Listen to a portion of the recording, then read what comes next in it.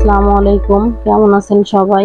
Roksana dream কুকবুকে সবাইকে স্বাগতম জানাচ্ছি। টক ঝাল মিষ্টি কাঁচা আমের এই আমসত্ত্বটা দারুণ টেস্টি, আর এটা একবার বানিয়ে বছর জুড়ে সংরক্ষণ করা যায়, নষ্ট হওয়ার কোনো রকম চান্স নেই। আশা করি রেসিপিটি আপনাদের কাছে ভালো লাগবে। আমার ভিডিওর কোথাও কোনো অংশ যদি আপনাদের কাছে ভালো লেগে থাকে তাহলে একটা লাইক দিতে ভুলবেন না, আর ভিডিওটিতে নতুন হয়ে থাকলে প্লিজ চ্যানেলটিকে সাবস্ক্রাইব করবেন, আর ফেসবুক পেজ থেকে দেখে থাকলে পেজটি ফলো করতে ভুলবেন না। এখানে আমি কয়েকটা কাঁচা আম নিয়ে নিয়েছি। আমগুলোকে একে একে খোসাগুলো ছাড়িয়ে নিব। একটা পিলারের সাহায্যে আমগুলোকে খোসা ছাড়িয়ে নিচ্ছি। খোসা ছাড়িয়ে নেওয়া হয়ে গিয়েছে। খোসা ছাড়িয়ে এখানে কয়েকটা কাঁচা আম নিয়ে নিয়েছি। আপনি চাইলে আরো বেশি আম নিয়ে করতে পারেন। এখন এই আমগুলোকে মাঝ বরাবর এভাবে কেটে আটিটা ফেলে দিচ্ছি। এই সিজনটা হচ্ছে আমসত্ত্ব বানানোর জন্য সেরা সিজন, কারণ আমের যে আটিটা এটা এখনো শক্ত হয়নি। এখন ছোট ছোট টুকরো করে কেটে নিচ্ছি। আমগুলো টুকরো করা হয়ে গিয়েছে। আমগুলো প্রথমে আমি ধুয়ে নিয়েছিলাম, এখন আর ধুতে হবে না।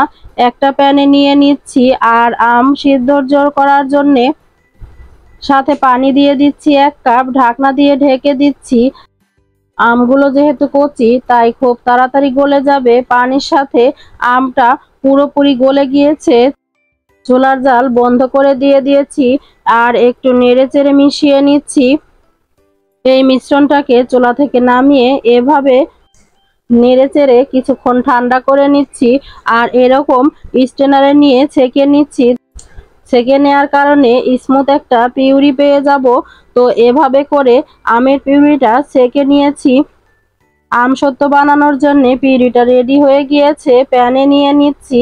এখন দিয়ে দিচ্ছি 1/2 চা চামচ চিলি ফ্লেক্স, আর সাথে দিয়ে দিচ্ছি 1/4 কাপ চিনি। আমসত্ত্বর চিনি হচ্ছে যার যার টেস্ট অনুযায়ী, চাইলে 1 কাপও দিতে পারেন যদি বেশি মিষ্টি পছন্দ করেন।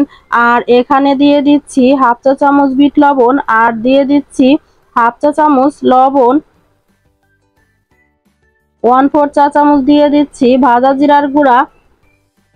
নেড়েচেড়ে মিশিয়ে নিয়ে অনবরত নেড়েচেড়ে আমের এই পিউরিটাকে ঘন করে নেয়ার পালা। 10 থেকে 15 মিনিট নাড়াচাড়া করার পর কিছুটা ঘন হয়ে আসছে। এই পর্যায়ে দিয়ে দিচ্ছি 1/4 চা চামচ ফুড কালার। ফুড কালারটা চাইলে স্কিপও করতে পারেন, তবে কাঁচা আমের আমসত্ত্বতে একটুখানি সুইট কালার আনতে গেলে এই ফুড কালারটা দিতে পারেন। এখন শুধু অল্প আঁচে নেড়েচেড়ে যাচ্ছি। এখন এই মিশ্রণটা অনেকটা ঘন হয়ে গিয়েছে। চুলা থেকে নামিয়ে এরকম করে নেড়েচেড়ে নামিয়ে নিচ্ছি। তো এ পর্যায়ে এটা গরম থাকা অবস্থাতেই প্লেটে ঢেলে নিতে হবে। আপনি যে ট্রেতে শুকাবেন ওরকম করে ট্রেতে ঢেলে নেবেন, আর অবশ্যই ট্রেতে আগে থেকে তেল ব্রাশ করে নিতে হবে।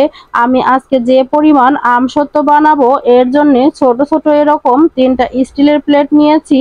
আপনি চাইলে বড় একটা ট্রেতেও শুকিয়ে নিতে পারেন, আর এটা শুকানোর ওরকম কোনো ঝামেলা নেই। আপনি চুলার নিচে রেখেও শুকাতে পারেন, আবার চাইলে ফ্যানের নিচে রেখেও শুকাতে পারেন। 1 থেকে 2 দিনের ভিতরে এই আমসত্ত্বটা শুকিয়ে যায়। আমি কড়া রোদে 2 দিন শুকিয়ে নিয়েছি। আর এখন আমাদের কাঁচা আমের আমসত্ত্ব একদম রেডি। টাচ করলেও বুঝতে পারবেন এটা হাতে আর লেগে আসছে না, আর প্লেট থেকেও খুব সুন্দর করে উঠে যাচ্ছে। এ পর্যায়ে আপনারা আপনাদের পছন্দ মতো কেটে সংরক্ষণ করতে পারবেন 1 বছরের জন্য। 1 বছর এটা ভালো থাকে। এখন পছন্দ মতো স্লাইস দিয়ে কেটে নিচ্ছি, আর এরকম রোলের মতো বানিয়ে নিয়েছি। কাঁচা আমের আমসত্ত্বটা বানানো সহজ আর খেতেও টেস্টি হয়। এবারের সিজনে এটা তৈরি করতে পারেন।